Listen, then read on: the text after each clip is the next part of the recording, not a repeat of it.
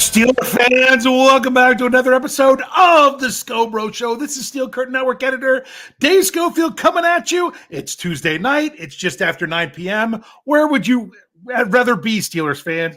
Nowhere else. You'd rather be here. And with me, as always, except when he's not, is my big brother, Rich. Rich, how's it going tonight? Let's just take a moment and breathe in that sweet smell of another Steeler victory. Yes, and you know what? I don't know about you, but week 3 did something for me. One, I felt better about the Steelers' win because I felt they just overall played better. I'm not saying they played phenomenal or they played great in every aspect of the game, but I felt that they played better than the previous 2 weeks. But the other thing it did to me is like, man, watching, I hate to admit it, but watching the Browns do what they did makes that Steelers win in week 2 a little bit more sweet. I was going to say, on top of what I saw from the Steelers, yeah, it's actually then back to watching the Browns, and I was just like, okay, this Brown team, yeah, there was questions in week 1. Was it the weather? Was it, was Cincinnati just playing god-awful, which they kind of are, but, you had questions about Cleveland. Now it's like, okay, that win's looking even a little better now. Because, I mean, it's not like Tennessee is phenomenal either, but that was more of a dominating win, you know? And I'm going to throw something out there because all this comes in context, everybody. It does when the Steelers win. The Steelers and the Tampa Bay Buccaneers are in a certain category when it comes to the first 3 weeks of the 2023 NFL season. Do you know what category the Steelers and the Buccaneers are in? They are. Baker Mayfield sucks. No. Yeah. Well, they are the only. I have to specifically say this. They are the only 2-1 teams whose only loss is to a team that's undefeated. Oh, okay. Yeah. That's interesting. So, because, sometimes, the Steelers were not on the same level as the 49ers. Okay. They weren't, and especially in week 1. Steelers managed to find a way to win in week 2 against an opponent that's now looking like a more quality opponent. I don't want to see the Browns look good. I'm sorry, people. I don't, because the Steelers still have to play them later on in the season. I don't want to see any AFC North team look good. If you listen to Jeff Hartman and Rob Stats Guerrera on their NFL show on the NFL FFSN channel, hey, there's some good just general stuff there that you might want to check. I subscribe to that channel because there's good stuff there. But I really like Jeff and Rob's show. And one of the things that Rob says about, because being a 49ers guy, he's like, he doesn't want to see anyone else in the division looking good. He wants to see them all look terrible because it just makes your path easier. He's exactly right. I don't want to see other teams look good. And so it was really nice to see, that putrid purple team lose one at home in conference. That makes a bit of a difference because that is why through 3 weeks, I'm not saying I expect this to stay this way all season or anything, but And Dave is gone, but hopefully he will come back. I'm going to go ahead and pick up and finish what he's saying. I know where he was going with this. He was, not going to see everything stay the same. Oh, there he came back. Yeah, my goodness. What do you know? That little mouse thing does some crazy stuff sometimes. So through 3 weeks, what was I saying? I don't know what you said because I was gone. I was just about to finish your thought, actually. I was leading back into it. That the Steelers are at the top of the AFC North.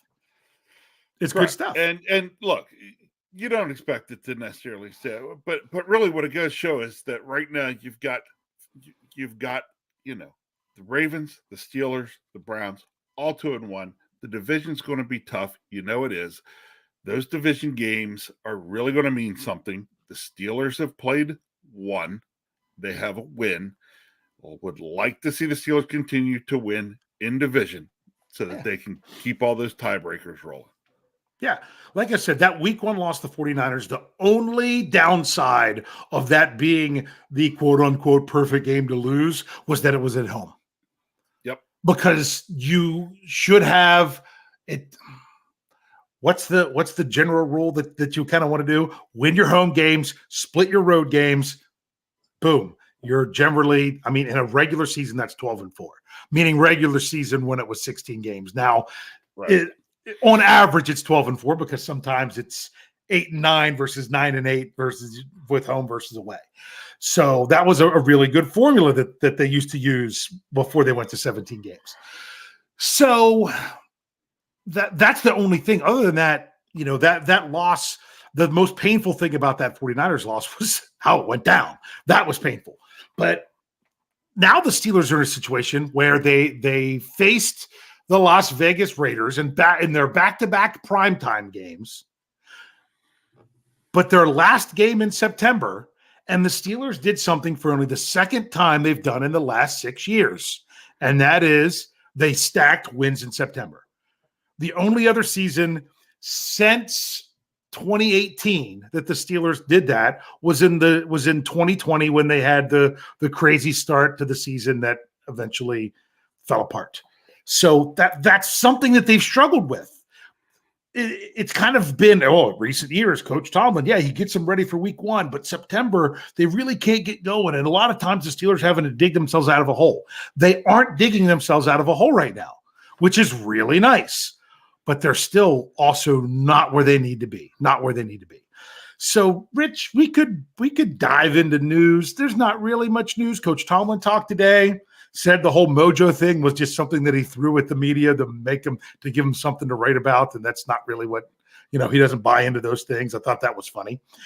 But other than that, injuries look pretty good. Big Press ended up getting listed with the hamstring, but Coach Tomlin said none of the guys he listed. It was Presley Harvin, it was James Daniel with a groin, and it was Allen Robinson with an ankle. That none of them he expects to miss the game Sunday. So there's really not much news there.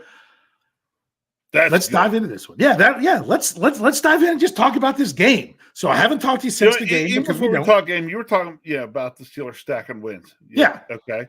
So I do have to say, let's just take a moment and break out the crystal ball and look into it. Okay. Let's suppose the Steelers. Okay, I know I'm getting ahead of myself here, but let's suppose the Steelers could stack a third win here this upcoming weekend, so that they would start the first, as we tend to break the season.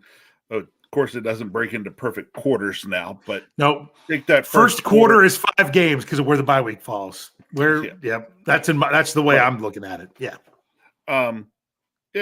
You can kind of look at it that way, but let's say if you'd have said after the first 4 games, Steelers could be 3-1, would you take it? Yeah. I think there were a lot of people that said, that would actually be a pretty good start. So the Steelers have a chance this upcoming week to get off to what most people would say is a really good start. The interesting part if the Steelers do that is that I don't think they're any close to hitting their stride and playing their best football yet. You are correct, but let's talk about some now things. Let's back up and look. Let's talk about some things that I thought really went in the right direction. Okay. I did an article today for SteelCurtainNetwork.com. Make sure you're checking that all out, that for your editorial needs. Here's what my article was. I know we got off on this a little bit last week, because last week I said I can't just report the PFF scores. They were so bad and so off, I couldn't do it. I kind of like not just reporting the scores. I did it more as a commentary. I broke it down to offense, described what was going on, what I thought were good, what I thought was bad. I at the end gave my grade of what I thought PFF scores were for the Steelers this week. That's kind of how I did it this week. Some people like that. Go in, check it out. Let me know what you think, and if that's the way I should keep doing it. But the number one player for the Steelers offense was actually who I expected it to be with their number one score. And that was Isaac Seumalo.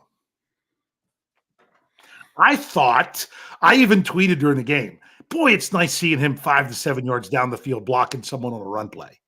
I thought he had a complete turnaround after the first 2 games in this one. I'm not saying the Well, perfect. I thought he was better, and therefore I thought the people around him, Mason Cole still struggling a little bit in pass protection, but I thought the people around him were better. did you notice the kind of, I don't want to say, the different philosophy and blocking for the run game this week? Yeah. That they went more, I guess that would be more of what is that what Coach KT Smith talks about when he talks about duo rather than the outside zone?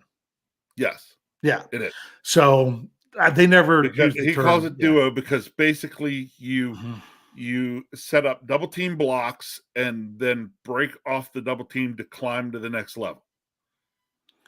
Yeah. So and there was a lot of that going on. And let me tell you what, Sayamalu looked really good at that. Yeah. Yep. Yeah, he did. I thought he had a nice game. I thought the line was improved. And I can't remember if it was on this show or on the preview that I said the Steelers have a lot of things to improve. I think if the line improved, it would help the other things improve. And I think that did. So that was the first thing I wanted to do. I wanted to give props there. Some people were like, oh, but the tackles.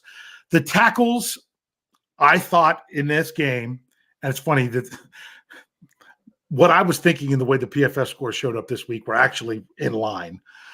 I thought the tackles were average. I thought they did average. They didn't do anything that blew me away, but yet they didn't do anything that I thought was terrible. And some Steelers looked all right with just average tackle play. I've talked about this in the past on Stat Geek. You do realize having great tackles is not the Steelers' MO. They have never had an all-pro offensive tackle. Yeah, they have been known for their guards and center. Guards and center. That's where that is what has been how it's always been with Pittsburgh. So that's why they don't address tackle high in the draft until they finally did that this year. First time in it was 26 years or something like that since they had taken a tackle in the first round. That's just kind of how they've been, and they can get by with that. I don't want them to get by. I want their tackles to get better. But I felt that their tackles were better than they were the first 2 weeks. But yet they were, if average is a step along the way, then I'll take it for what it was, knowing that it's going to be better moving forward. So I think it started with the line, but man, I saw a difference in Kenny Pickett. And you didn't see it in the first drive. You saw happy feet, antsy in the pocket, ready to break the pocket, broke the pocket when he didn't need to, Kenny Pickett. Yeah, did you see, though, what did they do to fix that? Did you notice? They rolled him out of the pocket. They rolled out of the pocket. Before they even did that, he stood tall in the pocket. Jaylen Warren had a fantastic blitz pickup in pass protection, although PFF called it a fail. And they hit Calvin Austin for the 72-yard touch. If he doesn't stay in the pocket there and stay calm in the pocket, that play doesn't happen. Yeah. That play, even though I'm like, oh, it's a splash play, just like the week before, you're like, you don't have a lot of confidence in the offense when the only way that they scored was on a splash play, the Pickens play. But that one I felt better because I felt what Kenny Pickett did there was something he could really grow on and say, hey, you stood tall, you even took a shot, but look at what happened when you stayed in the pocket and waited and waited for him to get to where he needed to be. Yeah. So, yeah. Yep. What else do you want to say about one Kenneth Shane Pickett? I would say this. What I feel I saw was improved play. Yeah. There is still work to do and make improvement because it was far from perfect play. Actually, I'd say it was even far from really good play. Yeah. But it was better play than we'd seen the first 2 weeks. Yeah. I will say this. I loved seeing the bootlegs and the rolling and the moving pockets and some design rollouts and things like I think we don't have to, the Steelers don't need to do a ton of it, but just doing a few plays a game will help Kenny Pickett, because he likes to move, believe it or not. I think he throws a very good ball on the move. Mm-hmm. Not all quarterbacks do. Kenny Pickett does. The other thing I think it does is then potentially changes the thought of the pass rush of the opponent. Yeah. So you can't just think I got to rush to the spot. Yes. Exactly. Exactly. So there were the three main things when it came to the offense that I wanted to see that I'm like really need to improve. Kenny Pickett with his staying in the pocket and improved accuracy. So we'll just say Kenny Pickett. That one thing there. I wanted to see improved play from the offensive line. And I wanted to see improved play from an offensive scheme standpoint. Now, I didn't get perfection from any of those three, but I got improvement. There were still things that were driving me nuts with the whole idea of the offensive scheme. So we're going to talk about that for a minute, because Coach Tomlin was asked something today in his press conference, and his answer I thought was interesting. I felt for the last 2 weeks, Coach Tomlin has kind of, blamed Canada without saying the name. The week before he talked about we have to be better, coaching wise. And he was saying that every time he was talking about offense. He talked this time of complimentary, of saying, hey, we were better prepared, and that plan was better orchestrated to the players this week. They had them more prepared this week. So, to me, saying that was a step in the right direction. But the one thing he said today was he was asked about, hey, the Raiders came out with some 5-man front looks on defense, and you all ran the ball. Is Kenny Pickett able to check out of those if that's the case? And Coach Tomlin, I had to go back and read the transcript again. He didn't exactly answer the question that said, yes, Kenny definitely can. His answer was, when we see five players that play the defensive front coming into the game, we shouldn't be calling a run play. So Coach Tomlin was putting that on, hey, don't necessarily blame the quarterback for checking out of it. We saw what personnel they were putting out there in response to our personnel, but we should run something different out of that personnel. Love that statement. Because too many times the Steelers get caught up that in this certain personnel, they're going to do this. I know I'm going off a little bit, but one thing I kept tweeting about and putting in the comments of the open thread at steelcurtainetwork.com was I was frustrated that the Steelers would line up with the quarterback under center, run the jet motion. Yep. The corners and safeties would come. Especially Marcus Peters at corner. Anytime they motioned away from him, that jet motion, he was flying up and just keying on Najee Harris in the backfield, because it was Najee that was in there at the time. They knew they were going to run it, and they didn't respect it. They didn't respect the Steelers doing anything else. But if you still continue to run it, come on.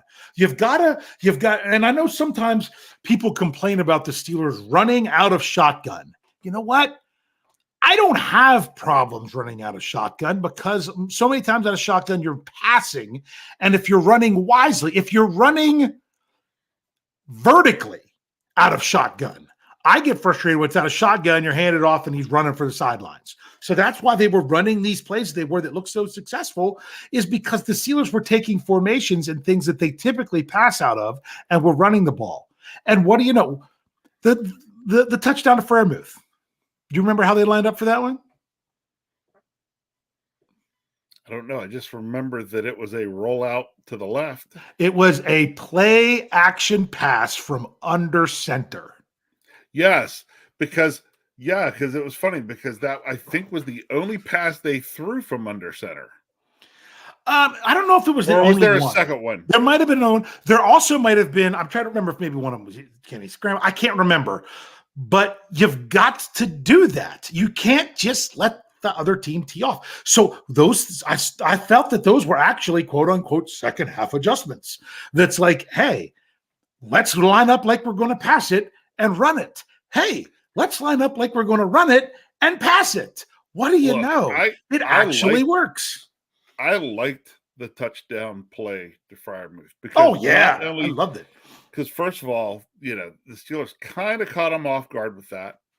Freiermuth, I mean, I won't say wide open for the touchdown, but that was a pretty easy touchdown. Well, but not see, and the thing is, Kenny had three options there. They had three options all going to the side. He had Allen Robinson, who was basically running the I would call it an out. I mean, he was running at the line of scrimmage towards the sideline. Okay. Yes. When I was coaching, that was our zero pattern. That's what we called it. When you were running towards the sideline, basically at the line of scrimmage or just beyond the line of scrimmage. Then you had someone else that I can't remember who it was that was running the intermediate route that was about 5 to 7 yards deeper. And then you had Freiermuth heading to the corner of the end zone. And they were all open. Yes, I was honestly, all three were when open. I saw that, I thought for sure he was throwing it to Robinson. And he held on to it for an X, because I thought he was going to throw it to Robinson, and then I thought he waited too long to hit him at the best time. But it's because he was throwing it to Freiermuth. Yeah. And I was just like, boom, boom. And I don't know. I still go on. I love the play. And sometimes you've got to run. Some people talk about, I hate the jet sweeps. I hate the end rounds. Sometimes you got to run them in order to run something else. And that fake end around to Calvin Austin to run the screen back to Jaylen Warren, loved it. Loved it. Yes. But they executed it. Yes. Because what do we love more than anything? When they execute these plays. And when they don't work, we hate them. That's how we are. Because what are we? Fat, sassy, and spoiled, whatever it is that it was. Yeah. So what did you think of the overall scheme offensively in this game? Better. Yeah. Still wish we were a little better on the first two drives of the game. Hate going 3 and out. Yeah. And I guess technically the third one was 3 and out, but Yeah. Well, it's funny. I had someone said I had to say something. That was the Steelers' first down in the first quarter this year. Someone's like, well, technically it wasn't. I'm like, no, technically it is. A touchdown on offense is a first down because think about it. You went past the line to gain. Just the fact that you were even better and got into the end zone doesn't take that away. So the Steelers had 2 first downs in the first quarter because they had another one on their next drive. So I just felt that while sometimes it felt like the Steelers were running their head into the brick wall, lining up like they're going to run it and still running it. Some people didn't like the handoff to Connor Hayward on third down to start the game. You know why they didn't like it? Because it didn't work. Yeah. Do you want to know why it didn't work? Because they knew it was coming. James Daniels got ghosted. He didn't block anybody. His guy came right around and blew the play. Look, he made a really good play. As soon as I saw Connor Hayward come in and where he set up, I turned and said to Kyle, they're handing it to Hayward. Yeah. Yep. And honestly, I don't mind him handing it to Hayward. I think he could get him that way. I mean, I understand that maybe early in the game you might not want to run on the third play of the game your quarterback sneak if you don't have to. Because some people are like, well, why not? Guys are more amped up. Guys got more energy in the very, very beginning of the game. You get in there, you twist up with something with your quarterback, and that could set you up off the rest of the game. If you think you have something else that works, do it. If not, then you got to do what you got to do. So the fact some people are like, well, they should have just run the sneak. Well, I'm not saying they shouldn't have, but I could see the reasoning behind not doing it. Exactly like the Raiders' choice to kick the field goal with 2.5 minutes left. I don't agree with it. I see how you could outthink yourself with it, but it was still the wrong decision. They lined up to kick the first one. Steelers have the penalty. They get the first down, so then they're like, okay, we're rolling. Run another. All they did was take more time off the 2 minutes. 2 more minutes off the clock, and then still kick the field goal. It's like, what? But yeah, hey, whatever. Well, I understand. Here's the deal. If you go for it on 4th down and you don't make it, then when you get the ball back, you have to score the touchdown and the 2-point conversion. But also look at where you are on the field. Everything else has to go right for you to even get back to that point. There are times that I've said to myself with a team, I'm like, wow, this team was down 6 points. They were in field goal range with 3 minutes left and went for it on 4th down and didn't get it. Now they got the ball back. Now they still have to score a touchdown. If they had to kick the field goal back then, you know what? A field goal would actually do them pretty good right now. But now it's got to be a touchdown. That happens. But honestly, your better odds were probably I don't think they got it on 4th down. I don't. I just had the feeling the Steelers would have stopped them. But to me, that was almost waving the white flag.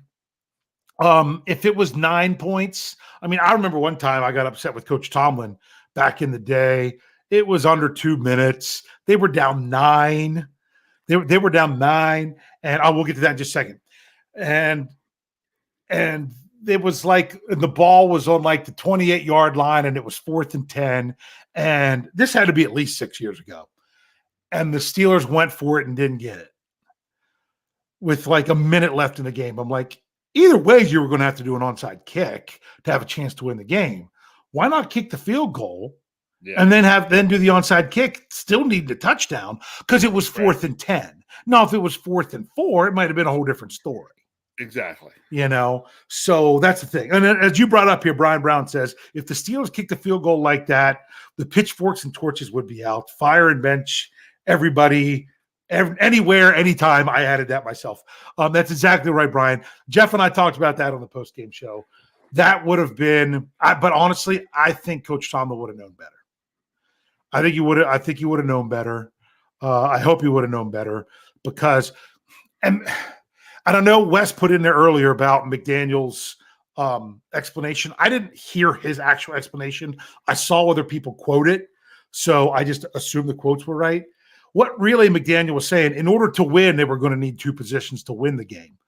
The only question was they were trying to do it then in regulation rather than have the opportunity for overtime.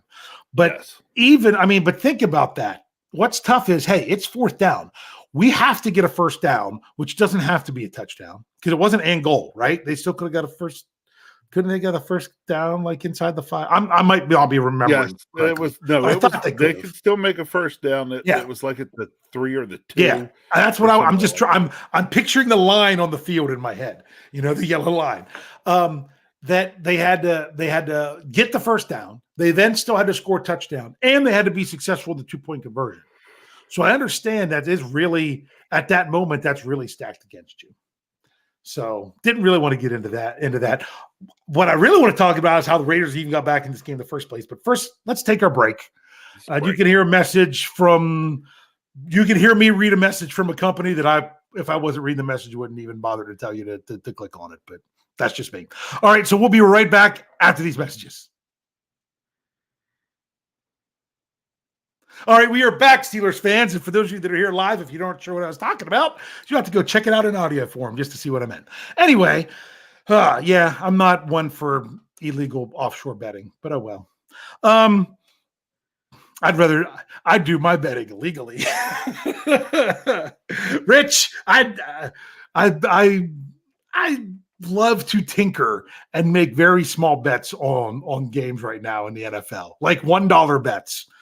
I went bigger on the Steelers game. I went $10 on the money line, so that was pretty nice. Just because I believed in the Steelers for this one, and yet it ended up being a lot closer than it should have been. I'm one to say that I'm not ready to call it a conspiracy, but I also sometimes understand human nature as someone who umpired slow pitch softball for years. When one team is blowing out another team and there's a bang bang play, who do you generally going to give the call to? The team that's behind, just because you feel like they kind of need it more than the other team. But this is like recreational slow pitch softball. This is professional top of the world NFL football. You can't be like that way as an official. And you know what? New York has no problem with it. But that was pretty embarrassing, that call on Minka Fitzpatrick. Yeah, it was. Didn't lower his shoulder, didn't lower a helmet, didn't wrap up and slam the guy to the ground. Honestly, it looked like a video game. Yeah. There's Minka running. Minka kept running right through Jimmy G. Yeah, yeah. That's it. Yeah. You know, and that's what it ends up looking like. And whoop, you're not allowed to do that. Yeah. Well, and then like the 2-point conversion, they called that play on Shannon Sullivan. That's one. Let's just say this. I would say the 4th down pass to Zay Flowers in overtime by that ugly purple team was more pass interference than that one was. I'm not saying that it's by rule they shouldn't have called that one.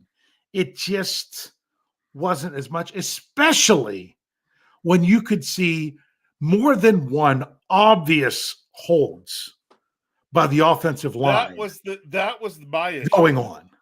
As I said to Kyle, I said, you can, like, I saw 2 holds on the offensive line. I mean, and they were right in front of the official. And it's almost like he's like, well, it looks like they've got him under pressure. They're going to sack him, so I won't throw the flag. But we had no problem throwing the flag in the back of the end zone on the same, well, maybe, yeah. Oh, just, it was irritating. Yeah. Yeah. I mean, and like I said, I'm not saying you can say, oh, well, it's you know, the betters and the lines and everything. No, because the Steelers were underdogs. That would have had to been a really big change for everything there. I think it's more about competitive games and ratings. To, you know, when in doubt, when you can keep a game more competitive, keep it more competitive. You know, I still look back then, like, the Steelers had the ball up 23-7. And I thought to myself, you know, they put this in the touchdown zone. That's the same score as the 49ers game. And that didn't happen. And then some questionable calls go there. And it was what it was. But I'm really glad something like that didn't change the outcome. I really am. When things like that happen, you want to see your team overcome it, and I feel the Steelers overcame it. And so I'm not going to dwell on it for that long because they overcame it. Yeah, they shouldn't have had to. Yeah, and I mean, I was actually pretty proud of the officiating when they waved off a couple flags early, especially that Cole Holcomb hit. Yes, but again, it's like if they wouldn't have wave that one off. I know what's going through Cole Holcomb's mind. You all send us tapes. You all send us this and that. Say, this is how we want you to do it. So that's how I did it. And you were still going to throw a flag on me? Yeah. So I was glad that one got picked up. Yeah. Yeah, absolutely. Because it was the right call. It was the right call. And that's the thing. If one official thinks it looks like one thing and you drop the flag, but the other one comes in, you can talk about it and say, you know what? No, he actually hit him with the shoulder. That was like, shoulder to mid. That's what should have happened with the Minka Fitzpatrick one.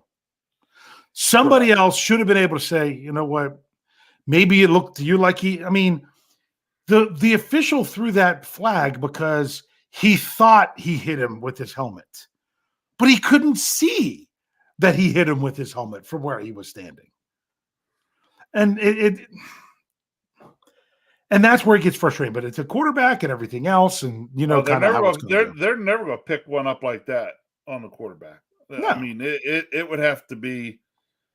It would have to be. Oh, I threw the flag and I wasn't even watching the play. Kind of bad before they would pick one of those up on a quarterback, or it would have to have happened to Ben Roethlisberger. Yeah. Because they never threw flags for him. But yeah. I mean, there's certain ones that do and certain ones that don't. I also find it interesting that I don't know if you heard this. I put it in the Slack channel that after that. The next day, Josh McDaniels says that Jimmy G is in the concussion protocol. And my comment was, oh, was it from that?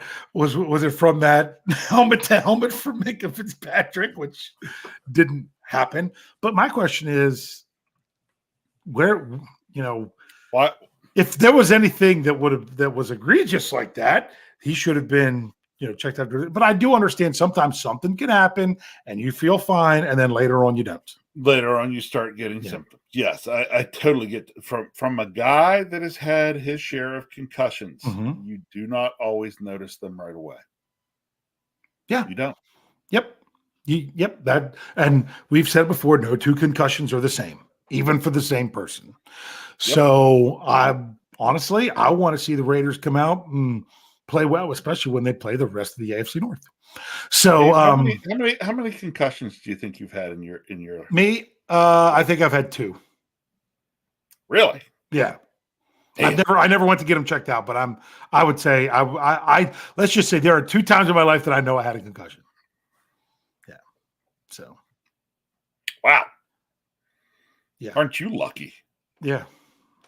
I'm pushing double digits. Yeah. Yeah. No, I'm serious. Yeah. So if anyone wants to know what's really wrong with Big Bro Scho, there's the CTE happening right here. Yeah. So yeah. It's just one of those things that whenever you, I mean, how many of yours were sports? Well, put it this way. I was about to say, I played actual organized football for a grand total of, I think it was 11 days. Mm-hmm. And in that time received 2 concussions. Yeah.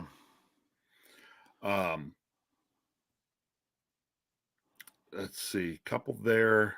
Not in baseball. 1, 2. Yeah.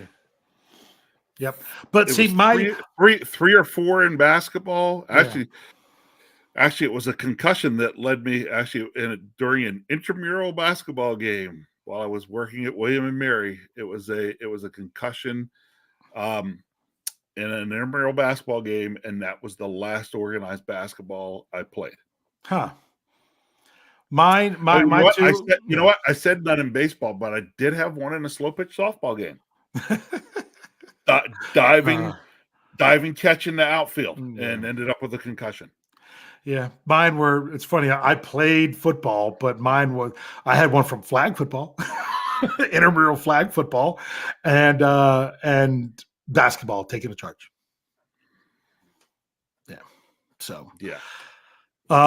Let's get back to the Steelers. Okay, back to the Steelers. Because let's see, no concussions. Well, technically, Gunnaro's not cleared yet. We'll see how that goes. Coach Sean didn't talk about him. Do you know what? I think he's an afterthought now. You ready? You ready to see my concerned face? Yes. Okay, there's my concern. There you go. There's a concern. I'll be honest with you. I was a little bit concerned that the Steelers decided to go with only 4 wide receivers in this game. I thought that was an interesting call. They went with 11 defensive backs. Didn't play Desmond King on defense.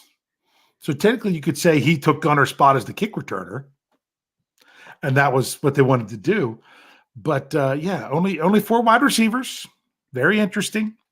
But But when you've got basically 3 tight ends, you're okay. Yeah.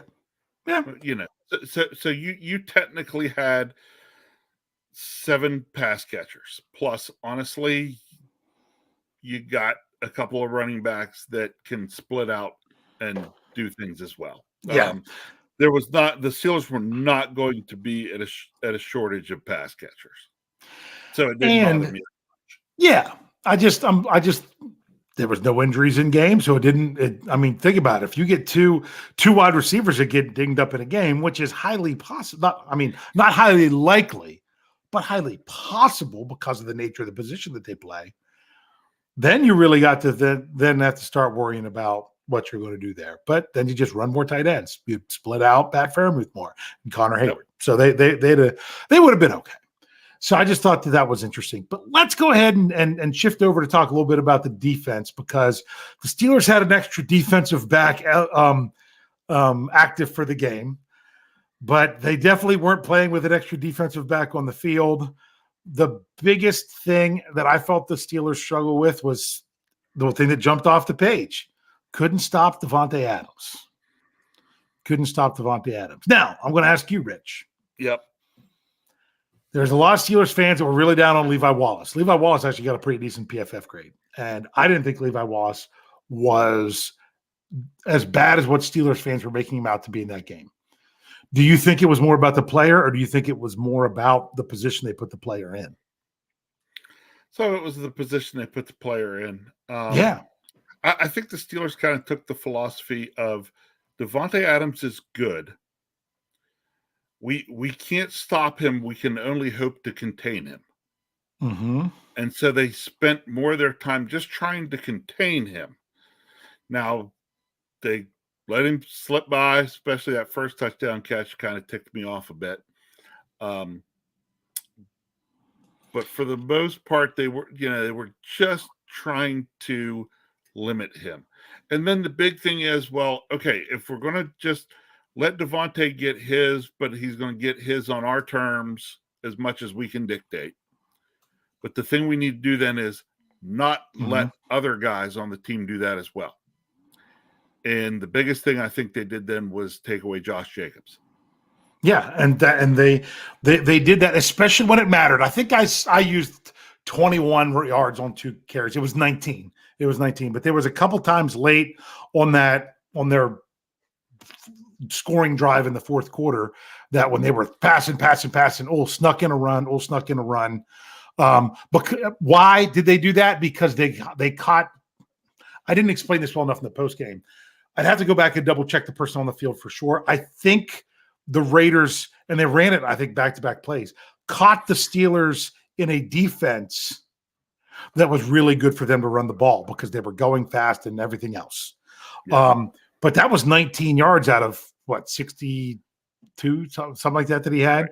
Now, when it mattered early in the game, when they wanted to establish the run, they weren't able to.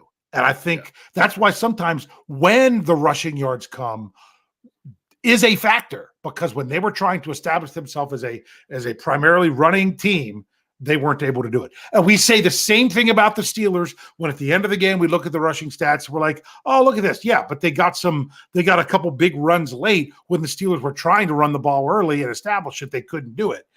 Same thing happened with what the Steelers did to the Raiders, in my opinion. Gavin Anthony tells me we didn't really contain him. No, they, yeah. You hope to contain him, but in some ways they did. Okay, it was, was it at times frustrating to see? Oh, Dante Adams 7 yards, Dante Adams 11 yards, Dante Adams right. Mm-hmm. But we didn't let Deontay Adams go. Go Tyreek Hill on us. Yeah, or maybe. From this past weekend, we should say, Rasheem Mostert and name an eligible that in Miami. Yeah, probably. But the other big thing I'll say there in terms of containing was he got his. We didn't let others get theirs. So if you look at it, the Raiders score 2 touchdowns in that game. They were both Davante Adams. Yep. We didn't let anybody else find the touchdown zone. Yeah. So, but to me, that's scoreboard dependent. That you're saying, oh yeah, he got all those yards, he got the 2 touchdowns, but he didn't kill us because we were able to win the game. You can't say the same thing about Brandon Ayuk, who did the same thing in week 1. But at the same time, the Steelers weren't stopping the run in week 1, and they were stopping the run in this game. And if they weren't able to, and Adams was going crazy, you have a similar outcome as week 1. But my thing is, even that, I felt that, the Steelers weren't going to switch sides, so they kept Devontae Adams on the side with Levi Wallace more. Do you realize, according, this isn't score, this is where they keep their stats. According to PFF stats, Levi Wallace gave up, I want to make sure I have it. He gave up 8 receptions for 104 yards, according to PFF. But that was on 14 targets. 14 targets. The next closest was 6, Patrick Peterson. When it comes to that. So they were specifically throwing, the Raiders were looking for that matchup, and I don't think the Steelers were doing enough to say, if this is playing chess, they were looking for that matchup, and the Steelers weren't doing enough to say, you want that matchup, we're not going to give you that matchup. Yeah. So that's what I would have liked to have seen. And I have a feeling that'll be one that Coach Tom gets the defensive coaches together, and they took a look at that on some tape here and be like, they exactly what you said. They obviously wanted to target us in this certain way. Mm-hmm. And we basically just said, okay, you keep targeting us. Yeah. That way. You can look at Levi Wallace and say, oh, hey, look at all those catches and yards and things he gave up. But I'm not going to say anything about the last one because that was a very different kind of play. But that first interception was nicely done. Yeah, where he just undercut it. Yep. Yep. And it wasn't Devontae Adams. The second one was just he went over and caught a bad ball where they were desperate. So that was taking advantage of the situation. So I got another question for you when it comes to the interceptions there on the defense. So what was your take on the Patrick Peterson? Okay, I wanted to talk about that. You know who I give a lot of credit for there? Well, a lot of people are like, oh, credit TJ Watt. TJ Watt was not going full-blown pass rush. And then he's like, oh, wait, let me duck under it. And he still created the pressure that created a bad throw. But who I really like to credit there, I'm really happy with DeMonte KZ. DeMonte KZ was also in a position to intercept that ball. And if he isn't aware of Patrick Peterson being able to intercept that ball, chances are they both go for it and run into each other and no one catches it. So that was a pretty heads-up move that your teammates getting that interception. Now, you say that what I wanted to say was you were talking about TJ. Forget TJ. Uh-huh. It was actually the entire defensive line and the pass rush. Mm-hmm. Based on the way the pass rush and the pocket was set up, when that started to break down, Jimmy G is still inside the tackle box. Yeah. He can't just throw that ball away. No. So he had to try to throw it close enough to the field so that he didn't get called for intentional grounding. And in doing so, that allowed Patrick Peterson and KZ time to get over there and make an interception. Yeah. So. Yeah, that was one of those things that it was really set up. But it's not like he was rushed early in that play. He actually had more time to throw that ball than he had a lot of other times. Correct. But then he was just running out of time, and he was standing in the pocket. So because his protection was good and it held up. at first. So he's still in the pocket. So then the pressure came, and it's like he couldn't just ditch the ball. Yeah. But yep. Here, we got $5 in the tip jar. Yep. From Isaac Aguilera. He said, did PFF say Crosby had a better game than TJ? They did not. I will be honest with you. TJ Watt was the highest rated defender on the Steelers, and Max Crosby was the highest rated defender on the Raiders.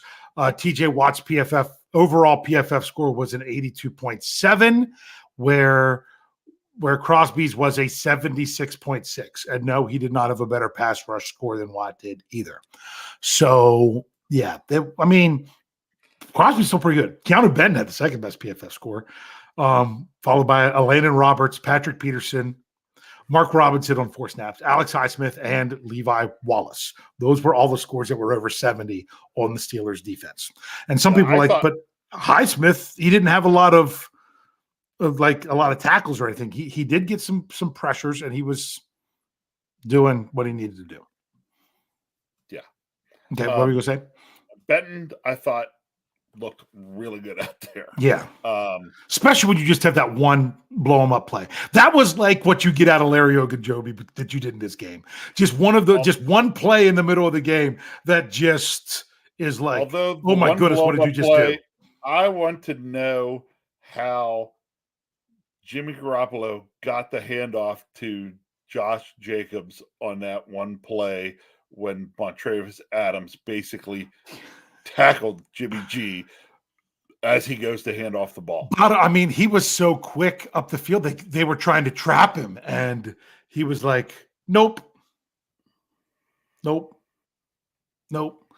It's funny. PFF had Adams having an average game. I thought Adams looked the best he had all season. I thought he stood out in a good way a lot of the times. So, that just good. Hey, the more depth you have on the defensive line, the better. Keep guys moving in, moving out, and all that other stuff. Anything else you want to say here? Because we don't have much time to move to the next one. Let's move to the next one. All right. I'll tell you one thing. This next one, and we talk about, if the Steelers can go 3-1, you've got to underline that if. Yes, the Steelers got that stacking of wins in September. Now can they carry it into October? And most Steelers fans looked at this game and they're like, it's the Texans. That one's not a big deal. Do I think there's going to be a lot of Steelers fans in Houston? I do. That's basically if you live in the southeast of the United States, that's probably the closest. I'm pretty sure that's probably the closest game they're going to have. They might have another one on the road that I'm trying to think. No, because maybe the Atlanta preseason game. But Houston's pretty much for the Steeler fans that are down that way.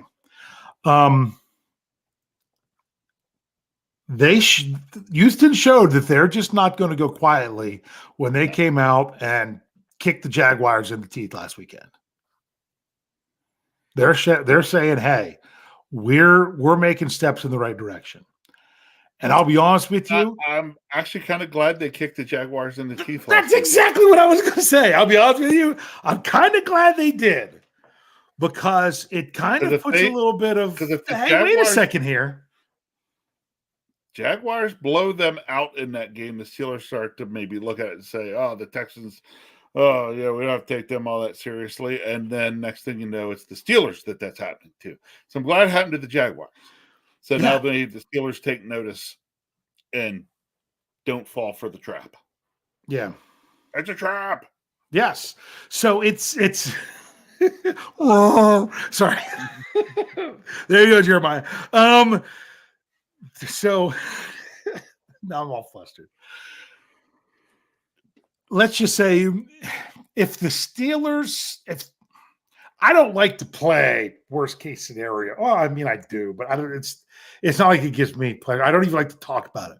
But if something happens where things don't go right for the Steelers this week, it's not going to be, look at them playing an inferior opponent. This team was terrible and they hadn't done anything all season, and the Steelers managed to lose. Look at it from the Texans' perspective now.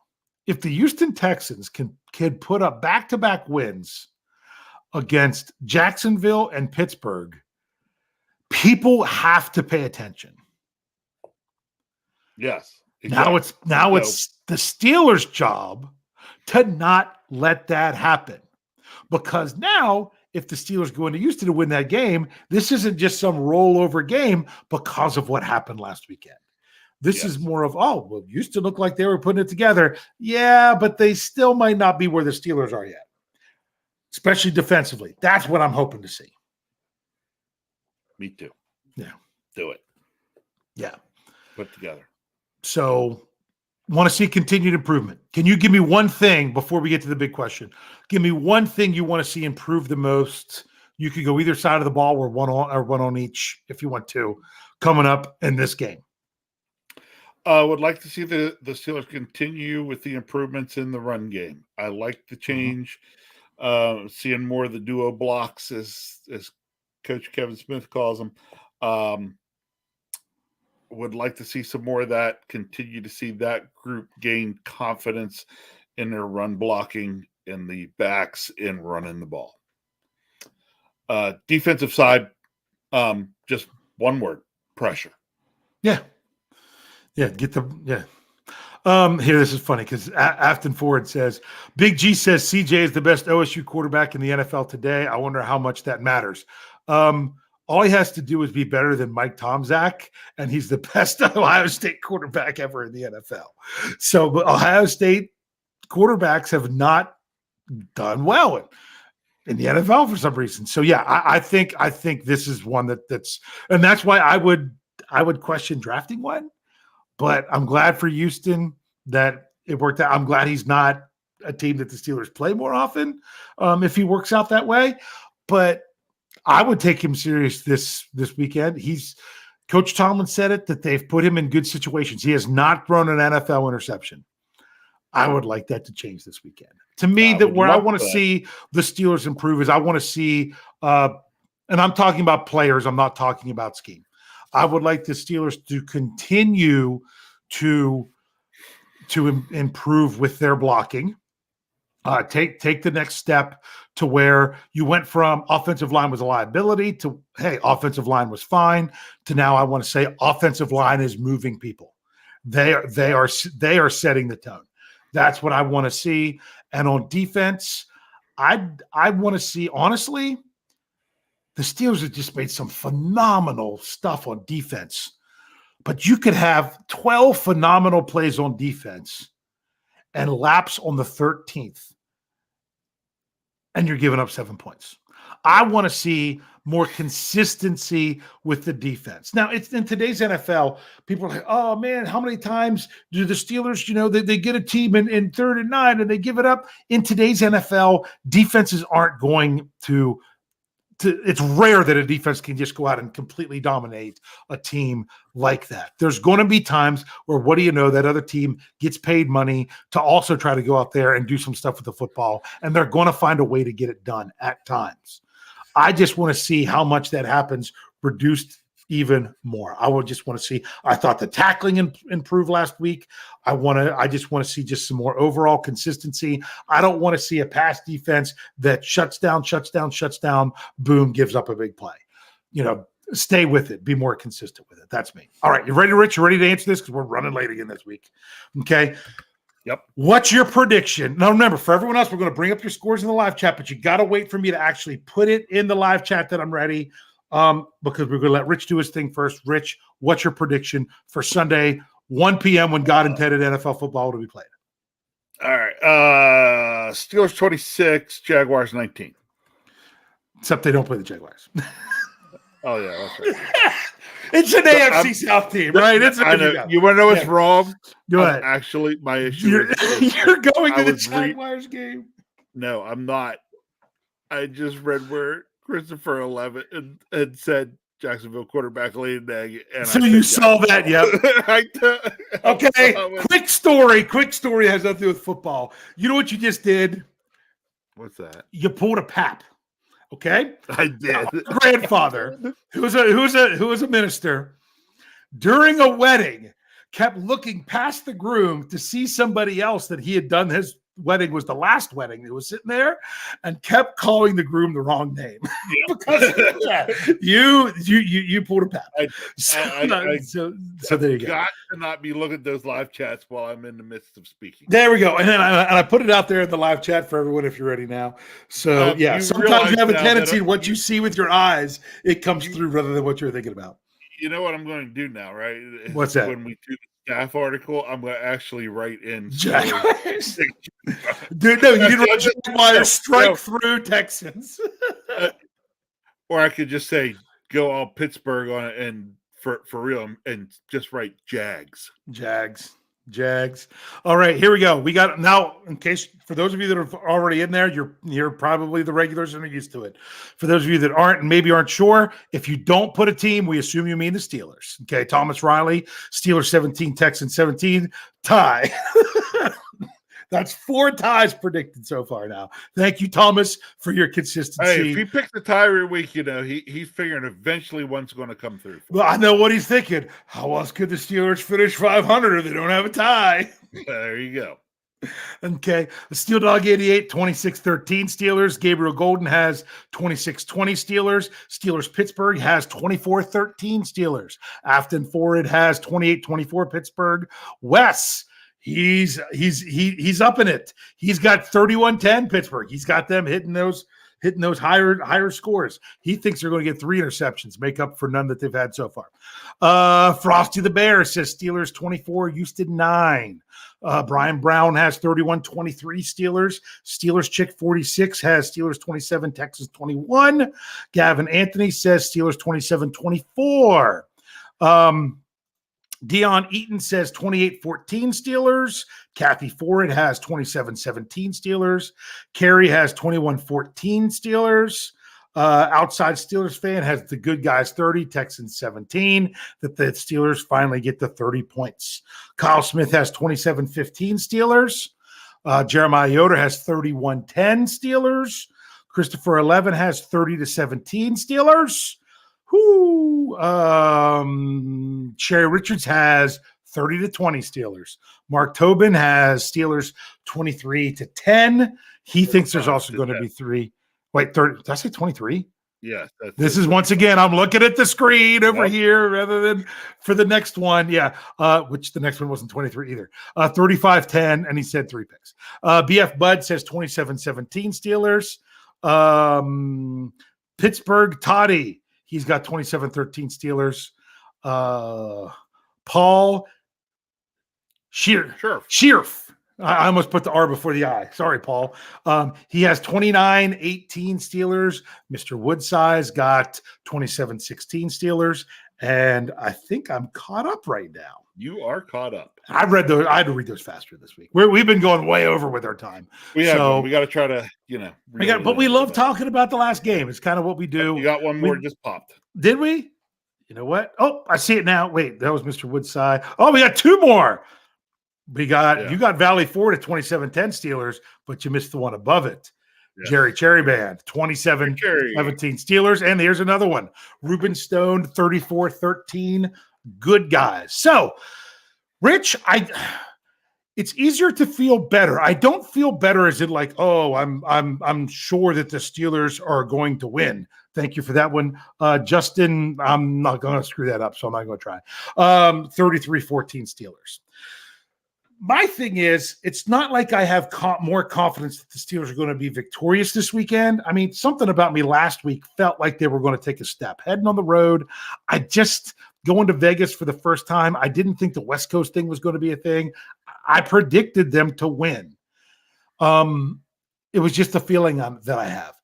Me, it's right now. Now, I'll do my prediction, of course, on the preview. But my prediction right now is more about I predict them to play well. That was not something that I was even predicting last week. I thought they would find a way to win, but wasn't sure they would play well. Doesn't it just feel better that you have that now after 2 games, getting that 3rd game of playing well, that you feel like they could play well? Yes. You feel things are trending the correct direction and want to see it continue trending that way. Yep. We got Trevor saying Steelers 26-20. So that makes me feel better. You're not going to say Trevor Follansby? Oh yeah, that's you didn't want to say the last name? No. Follansby, there you go. I thought it was what's the name? Plutarch Heavensley, whatever it is from Hunger Games. Sorry. So yeah, that's the nice feeling of a Steelers fan, is that I feel like there's the potential for them, if they played the way they did last week, no steps backwards. This team gets no steps backwards, only stepping forward. Now, do I think a step backward will come eventually? Yeah. But no, I'm not.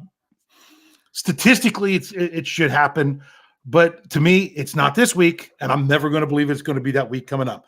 So keep stepping forward. That's what I want to see. Tyler W. finally put his out there. Steelers going away 27-9. Rich, what do you have to say to close us out here tonight? All right, close us out. We're going to Texas. How's it going there, Texas? The Steelers mess with Texas. It doesn't matter whether it's Texans or Oilers. The Steelers or Jaguars mess with Texas or Jaguars. Yes. Okay. Got me all flustered. I can't help it. So fired. Sunday, Steelers, Texans, victory for the Steelers. Can't wait.